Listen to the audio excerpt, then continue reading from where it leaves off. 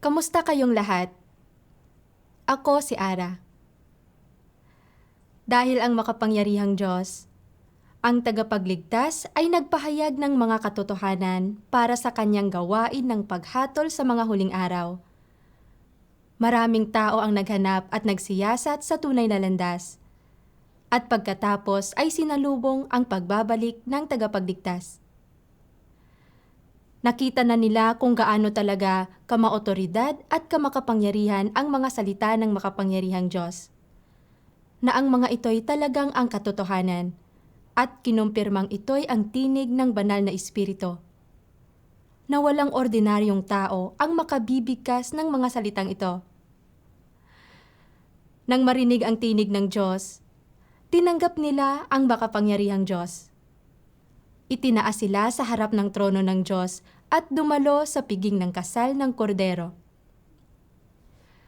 Kinakain, iniinom, at nilalasap ng hinirang na mga tao ng Diyos ang kanyang mga salita araw-araw, na mas lalong nagpapasaya sa kanilang mga puso. Di lang nila tinatamasa ang presensya ng Diyos, kundi nakakamit nila ang kaliwanagan ng kanyang mga salita. Natututo ng napakaraming katotohanan at nakakaunawa ng napakaraming bagay. Natututuhan din nila ang mga napakaraming misteryo ng Biblia na isang malaking kasiyahan. Sila'y nag-uumapaw sa pananampalataya at lumalim ang kanilang pagmamahal para sa Diyos. Marami sa hinirang na mga tao ng Diyos ay walang takot sa harap ng pang-aapi, mga pag-aresto at pag-uusig ng Partido Komunista ng China. Iniiwan nila ang kanilang mga pamilya at makamundong ugnayan. Obligadong ibahagi ang Ebanghelyo bilang patotoo sa Diyos. Pinagdurusahan nila ang mga brutal na pag-aresto at pang-uusig ng CCP, pero matapang na nagpapatuloy. Di natatakot na sundan ang Diyos at magpatotoo sa Kanya. Di pa sila natatalo, at tiyak na hindi pa sila nalilipol. Matunog silang nagpatotoo para sa Diyos. Ang Ebanghelyo ng Kaharian ng Makapangyarihang Diyos ay laganap na ngayon sa bawat bansa sa mundo. At ang Iglesia ng Makapangyarihang Diyos ay naitatag sa karamihan ng mga ito. Parami ng parami ang mga taong nakarinig sa tinig ng Diyos at bumabaling sa makapangyarihang Diyos. Ang bilang ng mga nagsisiyasat online sa gawain ng makapangyarihang Diyos ay dumadami. Ganap na isinasa katuparan nito ang propesiya ng Panginoong Hesus. Sapagkat gaya ng kidlat na kumikidlat sa silangan at nakikita hanggang sa kanluran, gayon din naman ang pagparito ng Anak ng Tao. Tulad ng sinasabi ng mga salita ng makapangyarihang Diyos, sa buong sansinukob, ginagawa ko ang aking gawain. At sa silangan, walang humpay ang mga dagundong ng kulog. Niyayanig ang lahat ng bansa at denominasyon. Ang aking tinig ang nag-akay sa lahat ng tao sa kasalukuyan. Sinasanhi ko na malupig ng aking tinig ang lahat ng tao, upang madala sila sa daloy na ito, at magpasakop sa aking harapan, sapagkat matagal ko nang binawi ang aking kaluwalhatian mula sa buong mundo, at muli itong inilabas sa silangan. Sino ang hindi nasasabik na makita ang aking kaluwalhatian? Sino ang hindi sabik na naghihintay sa aking pagbabalik? Sino ang hindi nauuhaw sa aking muling pagpapakita?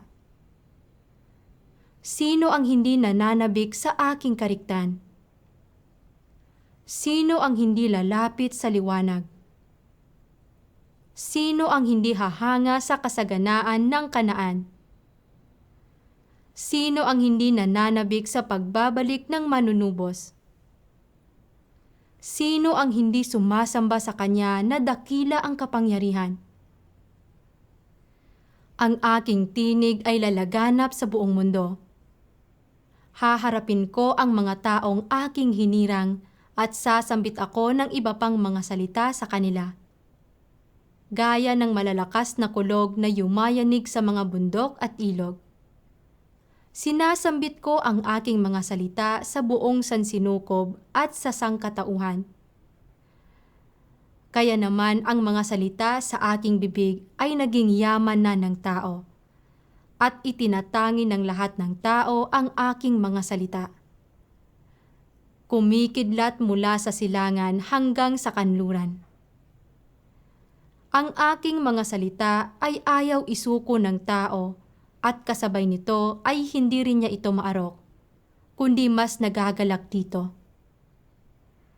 Natutuwa at nagagalak ang lahat ng tao. Ipinagdiriwang ang aking pagparito, na tila ba kasisilang lamang ng isang sanggol.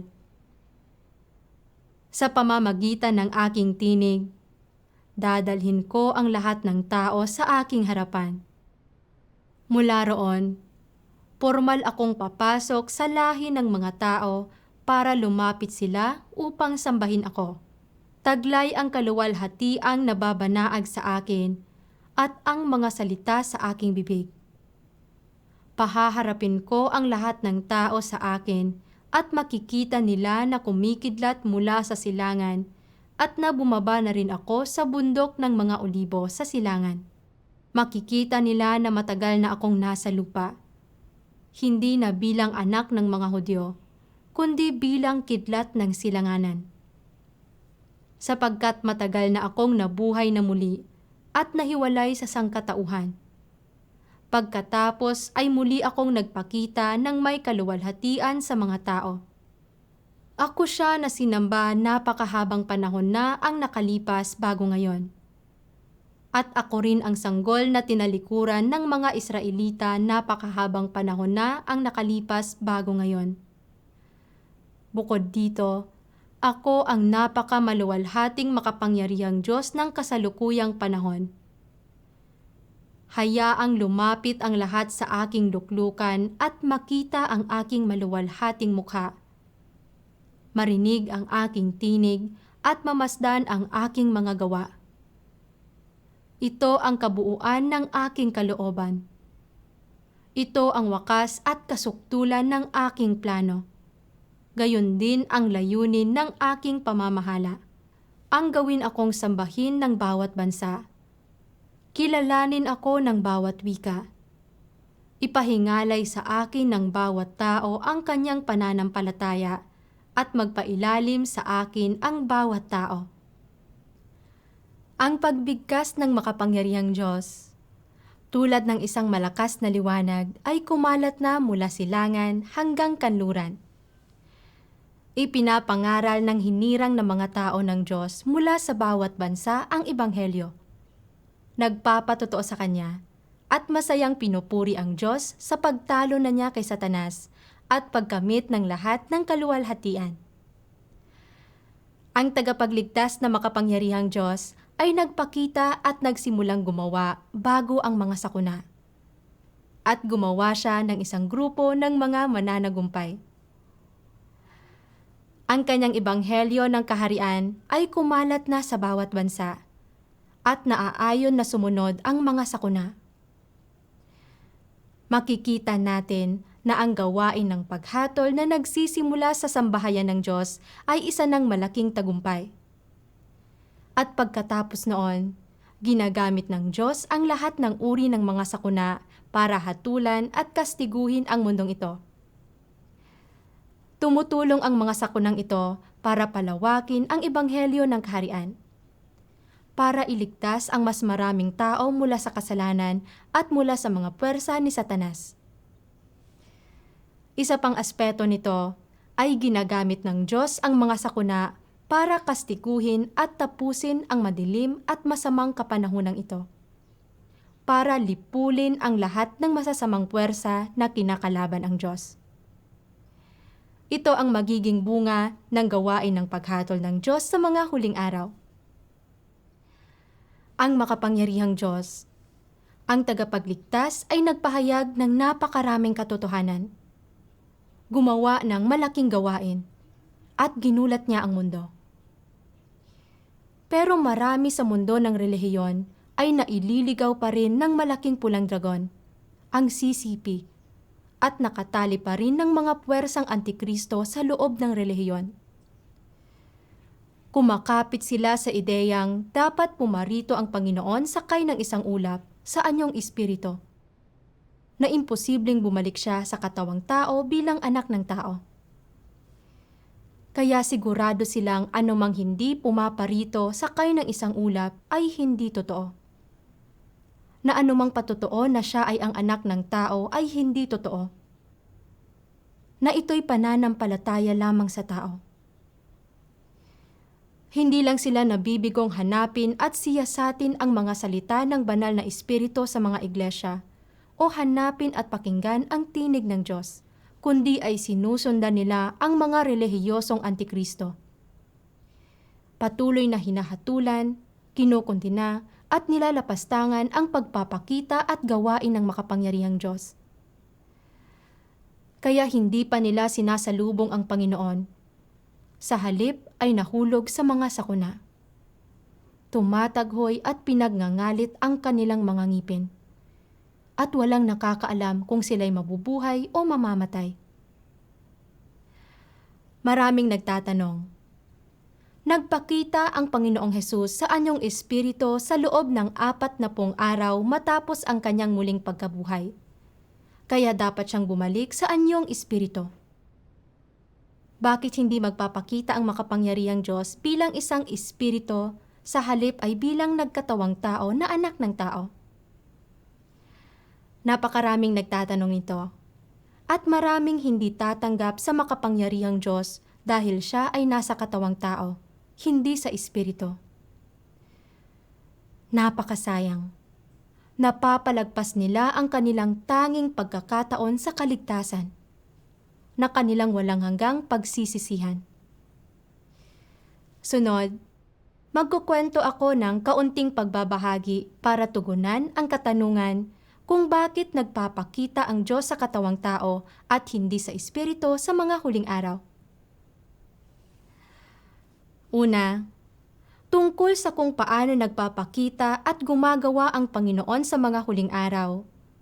Makukumpirma nating ang Panginoong Hesus ay bumalik sa mundo sa katawang tao bilang anak ng tao sa mga huling araw para isagawa ang kanyang gawain.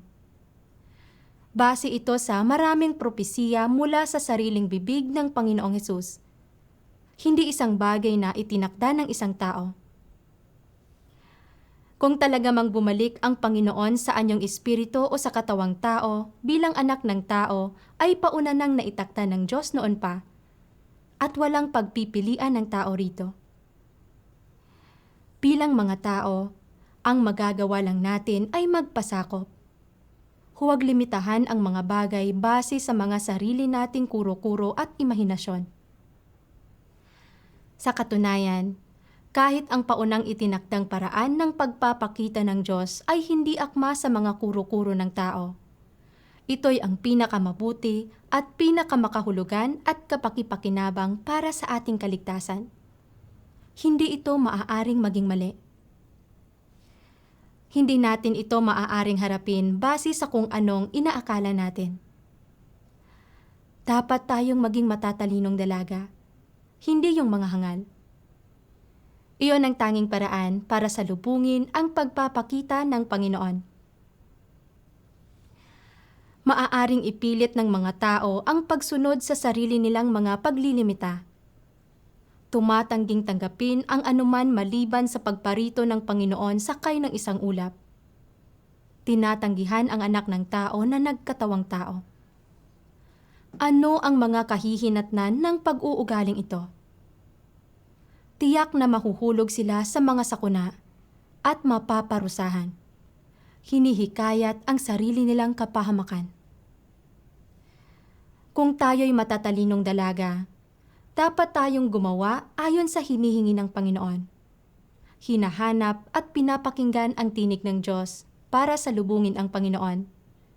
masayang tinatanggap at nagpapasakop sa Kanya anuman ang Kanyang anyo. Hindi sinusubukang mamili para sa ating mga sarili. Kung hindi, magiging mga hangal na dalaga tayo. Nahuhulog sa sakuna, tumataghoy at pinagngangalit ang ating mga ngipin. Kung gayon, ano ba talaga ang nangyari sa mga huling araw? Bumalik ba ang Diyos sa anyong espiritu o bilang anak ng tao? Una, pag-usapan natin kung mas madaling makisalamuha sa espiritu ng Diyos o sa anak ng tao. Mas madali ba sa Kanya na kausapin tayo sa pamamagitan ng espiritu o sa pamamagitan ng katawang tao? Maraming tao ang sasagot na mas madali para sa anak ng tao sa parehong punto. Tama yan. Kaya nagkatawang tao ang Diyos nang Siya ay nagpakita at gumawa sa kapanahunan ng biyaya. Ang Panginoong Hesus ay ang anak ng tao. Namuhay Siya kasama ang sangkatauhan. Kumakain, umiinom, at namumuhay kasama natin. Maraming sumunod sa Panginoon, nagbabahagi, nakikipag-usap, at nakikisalamuha sa Kanya. Lubos itong malaya at madali. Walang anumang paghihigpit o limitasyon. Nakita nilang lahat ang pagiging kaibig-ibig ng Panginoong Hesus. Diniligan, tinustusan, at sinuportahan ng Panginoon. Natutuhan ng mga tao ang napakaraming katotohanan. Matapos magpahayag ng Panginoon ng maraming katotohanan, Siya'y ipinako sa krus. Naging handog para sa kasalanan ng sangkatauhan. Ang sinuman ay maaaring mapatawad ang kasalanan sa pamamagitan lamang ng pagtanggap sa Panginoong Hesus bilang kanilang tagapagligtas. Nangungumpisal at nagsisisi sa Kanya. Tapos ay matatamasa nila ang kapayapaan at kasiyahan ng kapatawaran ng kanilang mga kasalanan at ang biyayang ipinagkaloob ng Diyos. Matapos ipako sa krus ang Panginoon, nabuhay muli at pagkatapos ay umakyat Siya sa langit. Parami ng parami ang nagsimulang magbahagi ng Kanyang ebanghelyo. Nagpapatotoo sa Panginoong Hesus bilang ang tagapagligtas, ang pagpapakita ng Diyos. Ang ebanghelyo ng Panginoong Hesus noong unang panahon ay nakarating na sa bawat bansa sa buong mundo. Pinatutunayan nito na ang pagkakatawang tao ng Diyos bilang anak ng tao para tubusin at iligtas ang sangkatauhan ay ang pinakamabisa. Hindi nakikita o nahahawakan ng mga tao ang Espiritu ng Diyos. Hindi sila maaaring makisalamuha sa Kanya sa ganoong paraan. Hindi natin makakausap ang Espiritu ng Diyos. Kapag nagsasalita ang Espiritu ng Diyos, ang lahat ay nanginginig sa takot. Paano tayo makikipag-usap sa ganoong paraan? Isa pa, imposibleng maipako sa krus ang Espiritu ng Diyos. Paano maipapako sa krus ang isang bagay na di nakikita o nahahawakan ng tao, di ba? Ipinapakita nito sa atin na pinakamabuti para sa Diyos na gumawa bilang anak ng tao. Niluwalhati ang Diyos nang matapos ng Panginoong Hesus ang Kanyang gawain ng pagtubos sa sangkatauhan. Malinaw ito para sa lahat. Makakatiyak tayo mula sa mga katotohanan ng gawain ng Panginoong Hesus. Na sa gawain ng Diyos para iligtas ang sangkatauhan, gawain man ito ng pagtubos o ang gawain ng paghatol sa mga huling araw. Ang pagkakatawang tao bilang anak ng tao ay ang pinakaangkop. Nagbubunga iyon ng pinakamagandang resulta. Isa pa, ang pagkakatawang tao ng Diyos bilang anak ng tao sa mga huling araw ay ganap na isinasakatuparan ang mga propesiya ng Panginoong Hesus. Ang pagparito ng anak ng tao, ang anak ng tao ay darating, at ang anak ng tao sa kanyang kaarawan. Nakikita ng mga bihasa sa Biblia na ang mga salita ng Panginoon ay naisakatuparan na. Kaya bakit napakaraming tao ang kumakapit sa mga kuro-kurong nakapalibot sa pagpapakita at paggawa ng anak ng tao? Bakit napakaraming tao ang nagpupumilit pa rin na ang Panginoon ay bababa sakay ng isang ulap sa anyong espiritu? Talagang ito'y kahangalan at kamangmangan. Ang Diyos ay nagpapakita at gumagawa bilang anak ng tao. Mapagpakumbaba at nakatago. Hindi lang dahil ito ang pinakamabisa, kundi para makita rin natin ang disposisyon ng Diyos at kung gaano kakaibig-ibig ang kanyang pagpapakumbaba at pagiging tago. Direktang nakakasalamuhan ng Diyos ang sangkatauhan bilang anak ng tao. Harap-harapan sa atin. Kumakain, umiinom, at namumuhay kasama natin. Nagpapahayag ng mga katotohanan para diligan, ipastol at iligtas tayo. Ito ang dakilang pagmamahal ng Diyos. Bakit hindi ito nakikita ng mga tao? Gaya na lang ng sinasabi ng makapangyarihang Diyos. Ang pagliligtas ng Diyos sa tao ay hindi direktang ginagawa gamit ang pamamaraan ng Espiritu at pagkakakilanlan ng Espiritu. Sapagkat ang kanyang Espiritu ay hindi maaaring mahawakan o makita ng tao at hindi maaaring malapitan ng tao.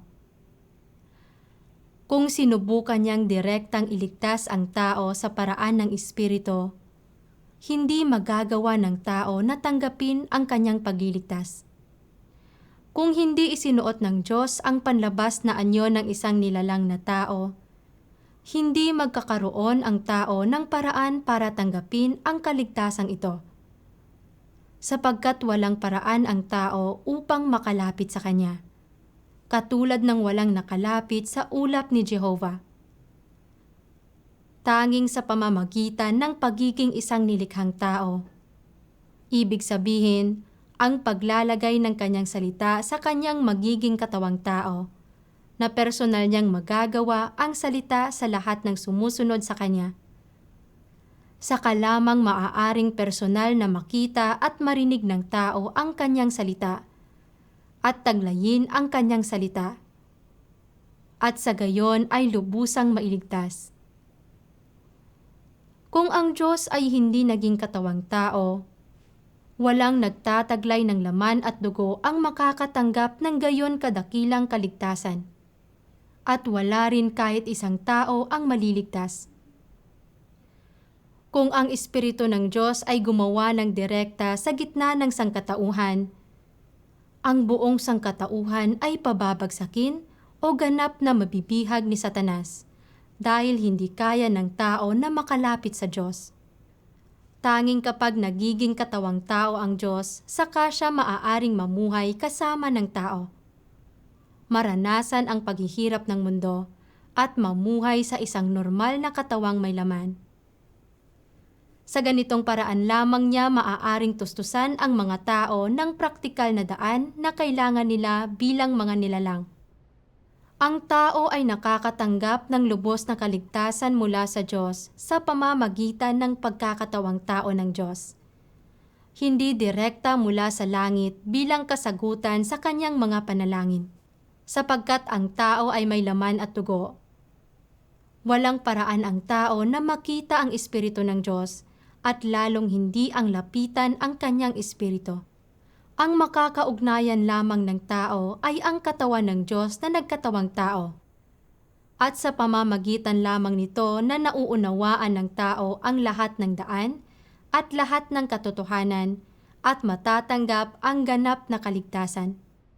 Ang pinakamahalagang gawain sa tiwaling tao ay yaong nagbibigay ng tumpak na mga salita, malinaw na mga layunin na dapat pagsumikapang matamo, at na maaaring makita at mahawakan. Tanging makatotohanang gawain at napapanahong patnubay ang angkop sa panlasa ng tao.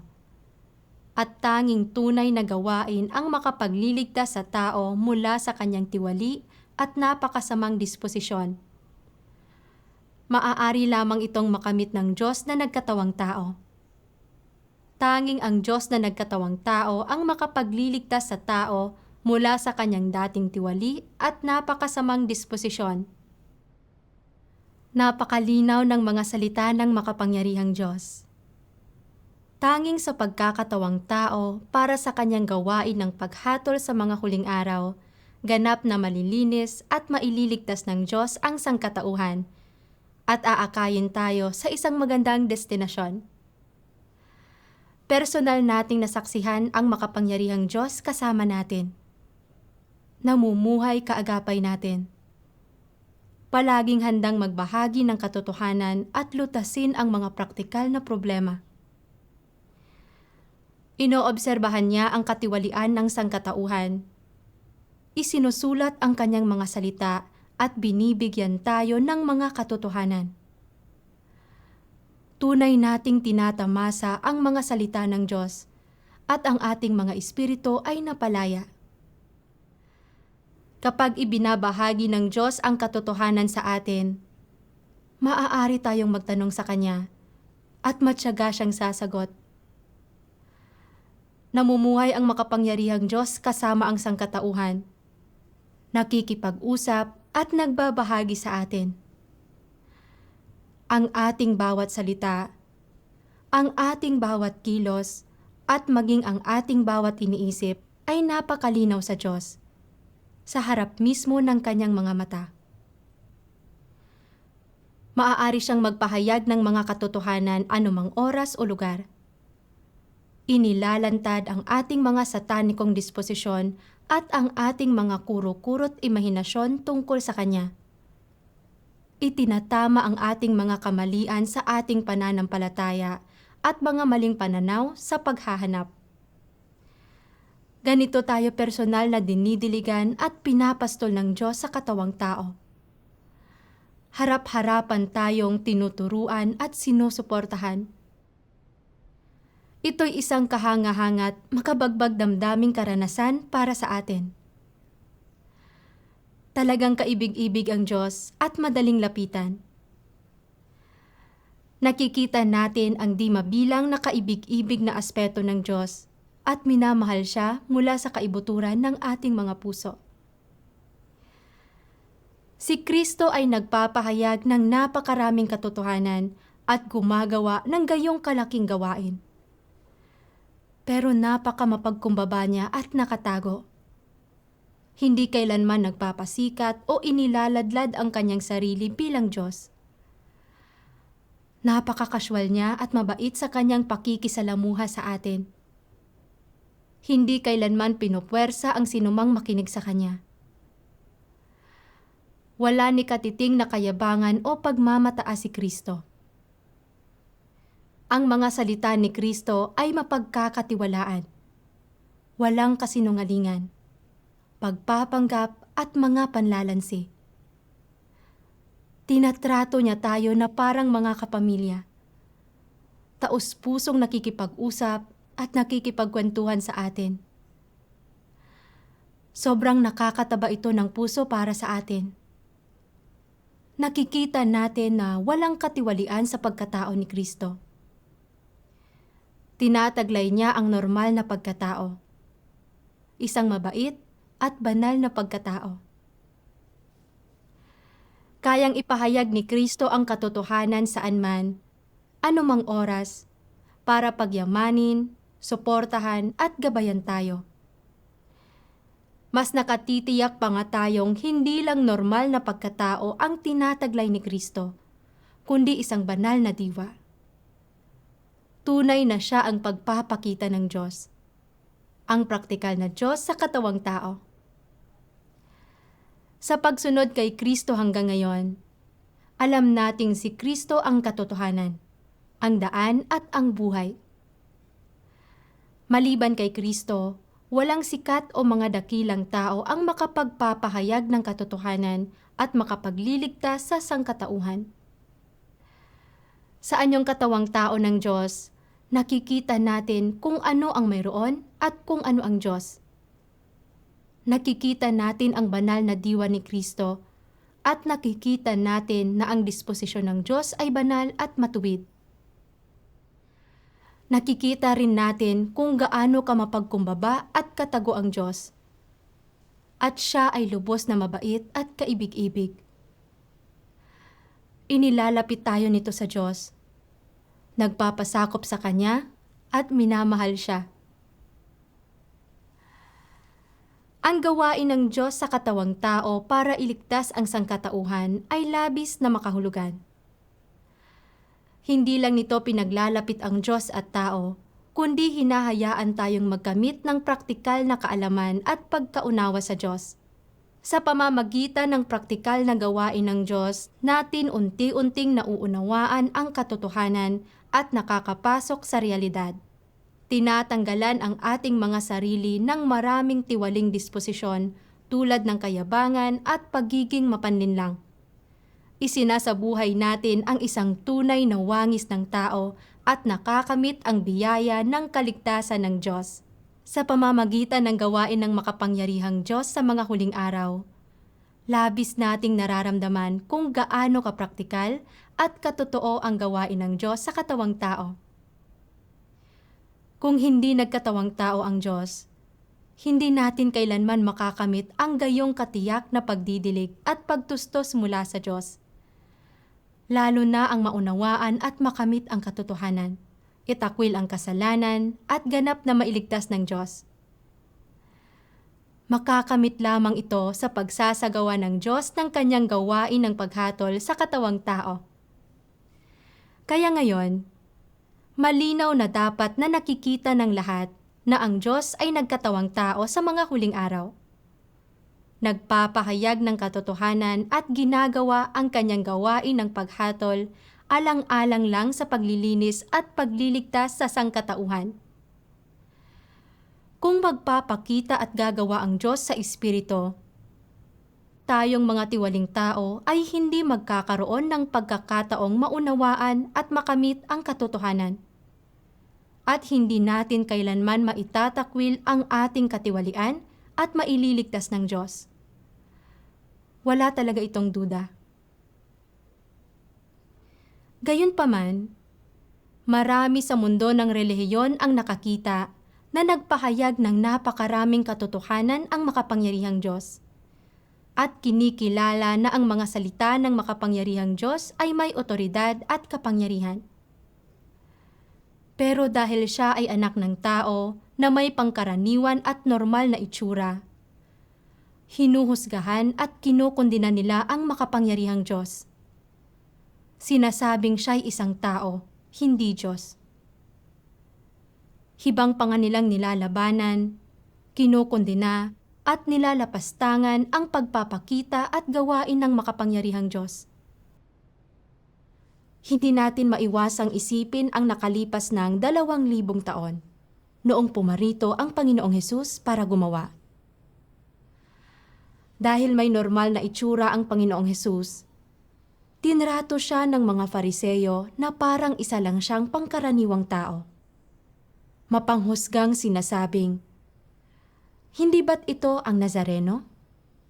Hindi ba't ito ang anak ng karpintero?" Gaano man karaming katotohanan ang ipahayag niya, anong malalaking himala ang kanyang ginawa, hindi naghanap at ayaw siyang tanggapin ng mga Fariseyo. Sa halip, hinusgahan at kinundina nila ang Panginoong Hesus. Sinasabing nagpapalayas siya ng mga demonyo sa tulong ng prinsipe ng mga demonyo. At sa huli ipinako siya sa krus. Ginagawa ang pinakakarumaldumal na kasalanan. Sila'y isinumpa at pinarusahan ng Diyos.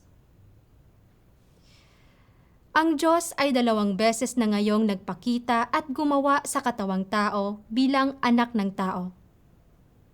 Kaya bakit hindi siya nakikilala ng mga tao? Sa halip ay nilalabanan, kinukundina, at tinatanggihan nila si Kristo. Saan sila nagkakamali? Ito'y dahil panlabas lamang ang tinitingnan nila, na si Kristo ay mukhang isang pangkaraniwang tao. Hindi sila nagsisiyasat at hindi nila nakikilala ang lahat ng katotohanang ipinapahayag ni Kristo. Hindi nila nakikita ang banal na diwa ni Kristo. Sa halip ay nilalabanan at kinukondena lamang si Kristo dahil sa kanilang mga kuro-kuro. Kaya sila'y pinarusahan at isinumpa dahil dito. Sinabi ng Panginoong Hesus, "Ang sumasampalataya sa anak ay may buhay na walang hanggan. Ngunit ang hindi nananalig sa anak ay hindi makakakita ng buhay, kundi ang puot ng Diyos ay sumasa kanya." Sino mang kumukondena at lumalaban sa anak ng tao na nagpapahayag ng katotohanan ay gumagawa ng kasalanan ng paglalapastangan sa banal na espiritu at hindi mapapatawad sa mundong ito o sa susunod. Kailangang matuto ang matatalinong dalaga na hanapin ang katotohanan at pakinggan ang tinig ng Diyos. Ang pagbabalik ng Panginoon sa mga huling araw ay bilang anak ng tao. Nakikipag-usap at gumagawa. Ang mga tumatanggap sa Kanya ay yung nagmamahal sa katotohanan. Yung lahat ng tumatanggi, lumalaban, at kumukondena sa anak ng tao ay kinamumuhian ang katotohanan. Ibinubunyag ng Diyos ang lahat kung ano talaga sila sa pamamagitan ng pagpapakita at paggawa ng anak ng tao. Ito ang karunungan ng Diyos, at ibinubunyag nito ang kanyang pagiging makapangyarihan sa lahat. Para ibuod, tingnan natin ang ilang sipi ng mga salita ng Diyos. Sabi ng makapangyarihang Diyos, "Sa pagkakataong ito, pumaparito ang Diyos upang gumawa ng gawain, hindi sa espiritual na katawan, kundi sa isang napakakaraniwang katawan. Bukod dito, hindi lamang ito ang katawan ng ikalawang pagkakatawang tao ng Diyos. Ito rin ang katawan kung saan bumabalik ang Diyos sa katawang tao. Isa itong napakapangkaraniwang katawang tao. Wala kang makikitang anumang nag-aangat sa Kanya mula sa iba. Ngunit maaari kang magkamit mula sa Kanya ng mga katotohanang hindi pa dating narinig. Itong hamak na katawang taong ito, ang kumakatawan sa lahat ng mga salita ng katotohanan mula sa Diyos. Nangangasiwa sa gawain ng Diyos sa mga huling araw at nagpapahayag ng kabuuan ng disposisyon ng Diyos upang maintindihan ng tao. Hindi mo ba lubhang ninanais na makita ang Diyos na nasa langit? Hindi mo ba lubhang ninanais na maunawaan ang Diyos na nasa langit? Hindi mo ba lubhang ninanais na makita ang hantungan ng sangkatauhan? Sasabihin niya sa iyo ang lahat ng mga lihim na ito. Mga lihim na wala pang sino mang taong nakapagsabi sa iyo. At sasabihin din niya sa iyo ang mga katotohanang hindi mo nauunawaan. Siya ang pintuan mo patungo sa kaharian at gabay mo patungo sa bagong kapanahunan. Nagtataglay ng maraming mga hiwagang di maarok ang gayong karaniwang katawang tao. Maaaring di malirip sa iyo ang kanyang mga gawa. Ngunit ang buong layunin ng lahat ng gawain niya ay sapat na upang hayaan kang makitang hindi siya, gaya ng inaakala ng mga tao, isang simpleng katawang tao. Sapagkat kinakatawan niya ang kalooban ng Diyos at ang pangangalagang ipinakita ng Diyos para sa sangkatauhan sa mga huling araw. Bagaman hindi mo naririnig ang mga salita niya na tila yumayanig sa mga kalangitan at lupa. Bagaman hindi mo nakikita ang mga mata niya na tulad ng mga lumalagablab na apoy. At bagaman hindi mo natatanggap ang disiplina ng kanyang pamalong bakal, gayunman, maririnig mo mula sa kanyang mga salita na mapagbuot ang Diyos at mababatid na nagpapakita ang Diyos ng habag para sa sangkatauhan.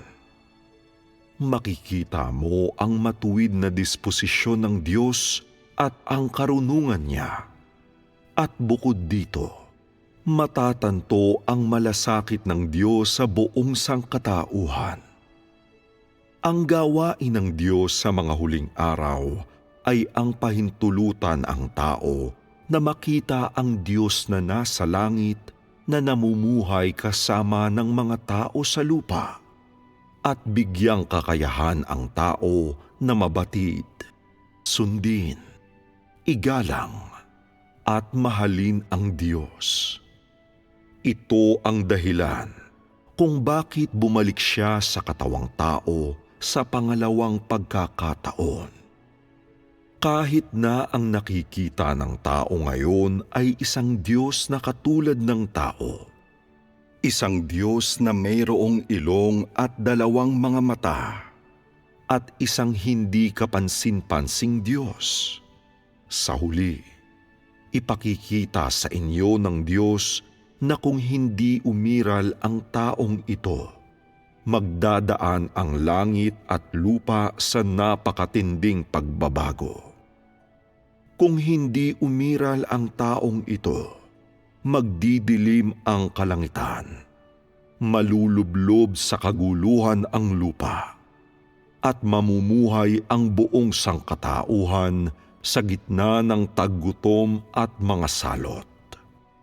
Ipakikita niya sa inyo na kung hindi dumating ang Diyos na nagkatawang tao upang iligtas kayo sa mga huling araw, matagal na sanang winasak ng Diyos ang buong sangkatauhan sa impyerno. Kung hindi umiral ang katawang taong ito, magiging pangunahing mga makasalanan kayo magpakailanman at magiging mga bangkay kayo habang panahon. Dapat ninyong malaman na kung hindi umiral ang katawang taong ito, haharap ang buong sangkatauhan sa hindi maiiwasang kapahamakan at makikitang imposibleng makatakas sa mas matinding kaparusahang ilalapat ng Diyos sa sangkatauhan sa mga huling araw. Kung hindi isinilang ang karaniwang katawang taong ito, mapupunta kayong lahat sa kalagayang kung saan magsusumamo kayo para sa buhay ng walang kakayahang mamuhay at mananalangin para sa kamatayan ng walang kakayahang mamatay.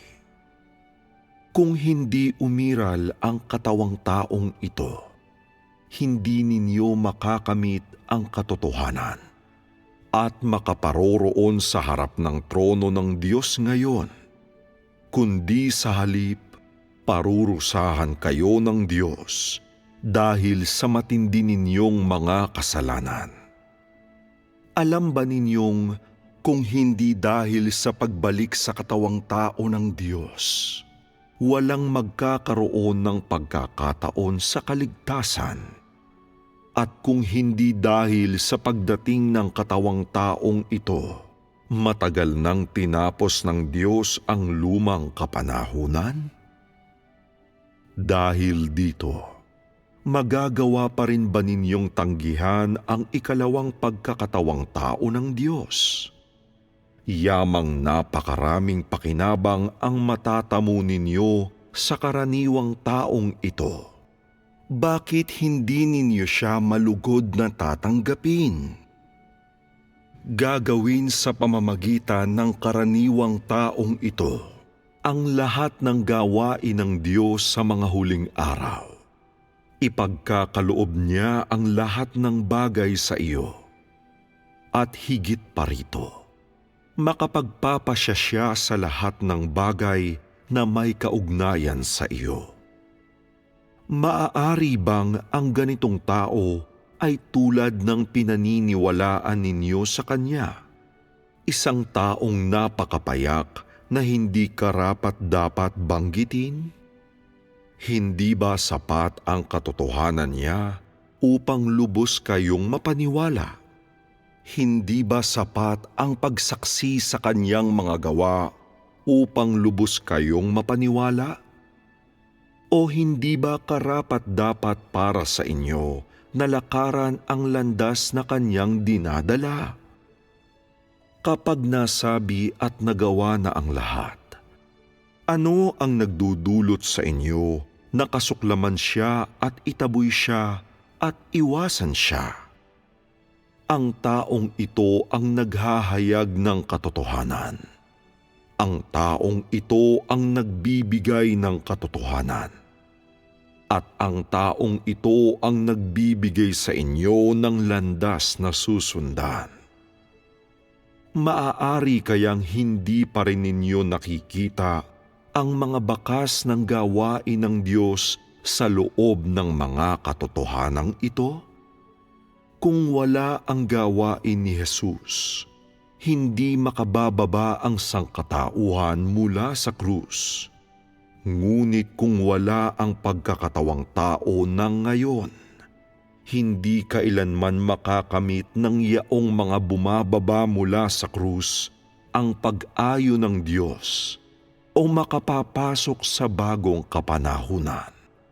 Kung wala ang pagdating ng karaniwang taong ito, hindi kayo kailanman magkakaroon ng pagkakataong makita ang tunay na mukha ng Diyos, ni magiging karapat-dapat, dahil lahat kayo ay mga bagay na matagal nang dapat winasak.